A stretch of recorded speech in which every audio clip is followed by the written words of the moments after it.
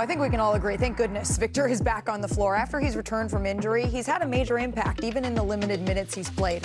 Over his last 5 games, so that would be since Christmas, he's scored 138 points in 126 minutes. That's just over a point a minute for anyone who is counting. And Brian, you have covered Victor closely. You were literally in the room when he found out that he would be going to San Antonio, and yet somehow he's even exceeded expectations. Yeah, one of the hardest things to find is a super tall human, right? And then you find someone who's really tall, who's also very skilled at basketball. This is why he is absolutely an alien, as they say.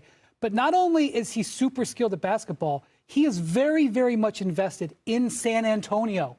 Like, it's one thing to say, I want my team to do well. Since the day he got there, he has said, I want to be a part of this community.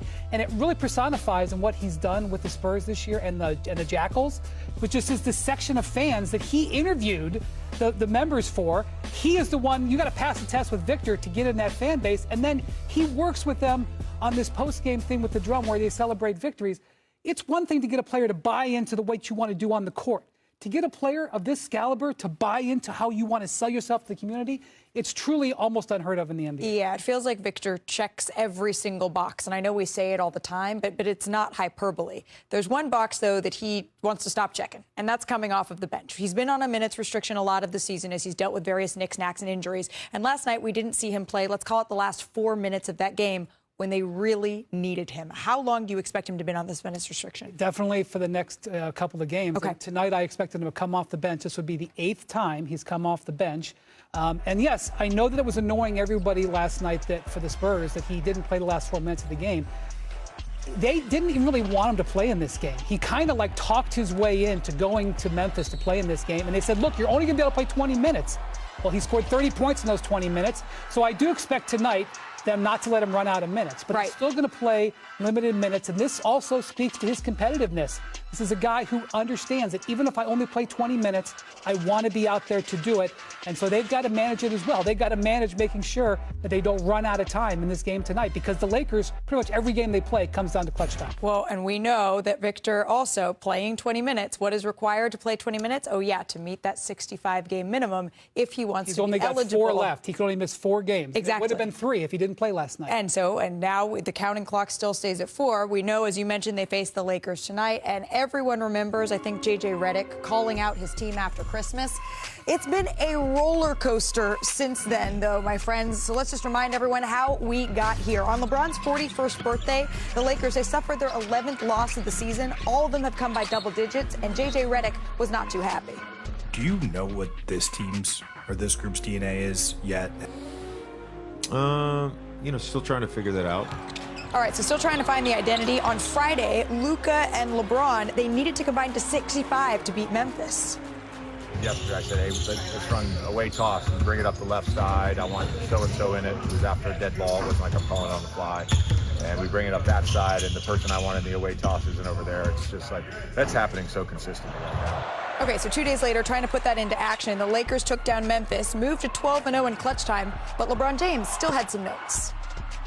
When your usage rate is a little bit down, you can't afford to be turning the ball over a lot if you barely got the ball.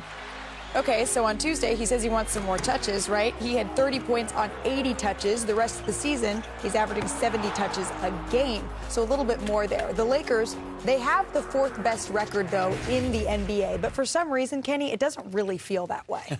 Well, it probably doesn't feel that way only because there are teams that have come in who have been struggling and played well against them. And at times you say, well, what can they do to stop you in key moments?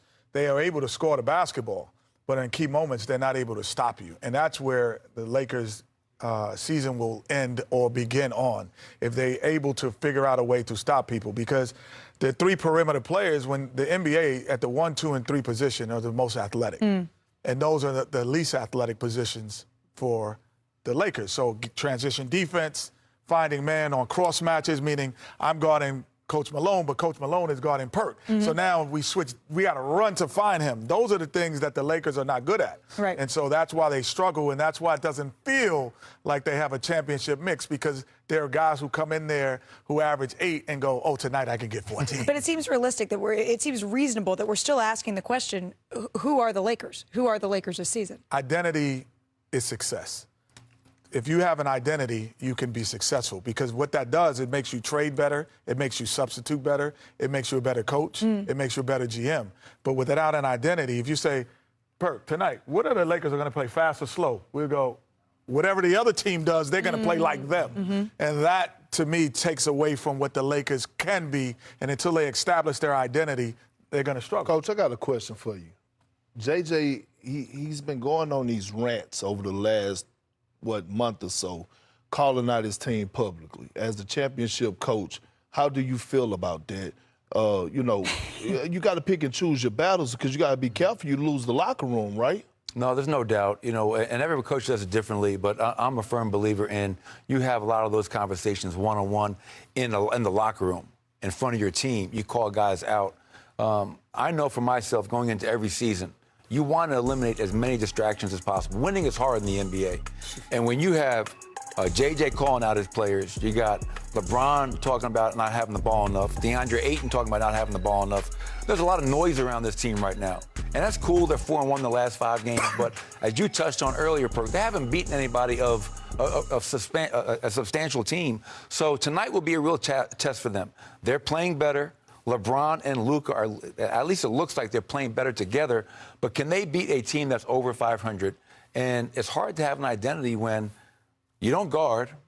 You're great in the clutch, but a lot of those clutch wins have been against teams below 500. And every night you're not sure which Laker team you're going to get. Well, let me tell you. And I saw that picture of J.J. Redick. I feel for him. He's got that look, and they're winning. 1,000-mile stare. And they're winning. Like, they've played 1,600 minutes so far. That's a lot of basketball, 34 games or whatever. They've outscored their opponents by 8 points, okay?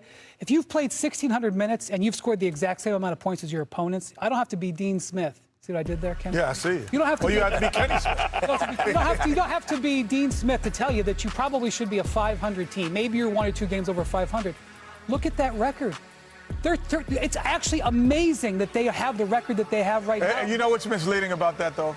That means you beat easy teams big, and you lose to good teams badly. True, but over 34 games, that should tell you something. No, but that's fool's gold. And let's not make no mistake about it. We're talking about the Lakers. It's championship or bust every single year with them. Yes, with you having Luka Doncic, a guy that's leading the league in scoring, Austin Reeves, they got 3 guys that are on verge of making NBA history, averaging 25 and 5. Right? They're going to score buckets. Yeah. You could get wins through an 82-game season, but your ass gonna have to defend in the playoffs. They can't guard a Park Car, and you know that. And they got to start tonight. They got to make a statement, because this last time they played this team, the Spurs, they exposed them and they embarrassed them. Well, the Lakers 23rd in the league right now in defense, but the biggest question for them tonight is whether or not LeBron James is going to play on this second night the cars of a back-to-back. They ain't parked. The cars ain't parked in the NBA. It's time now. They're expensive cars. For head-to-head, it's brought to you by DraftKings. Who's going to score more tonight, Victor Wembanyama or Luka? Oh, Luka. He going to get at least 30 shot attempts up tonight. I got Luka. Well, and we have Victor on a minutes restriction in this one. All right, Kenny, keeping with the scoring angle here, who are you going to see score more, De'Aaron Fox or LeBron if he goes? Luka. I'm sorry. I'd say I would go with De'Aaron Fox tonight. I think that he is the guy who's going to be a little bit more needed to put the ball in the basket. LeBron's success does not always dictate on him scoring. Okay, Michael, let's shift to playmaking, shall we? More assists, LeBron James, if he goes, or Stephon Castle? I'm going Bron. Obviously with Reeves out, JJ is getting the ball into LeBron's hands a lot more as of late. He's producing, he's playmaking. No disrespect to Castle, is having a great second year for the Spurs. All right, so that's what we got on DraftKings Sportsbook. New customers can bet $5 and get $300 in bonus bets.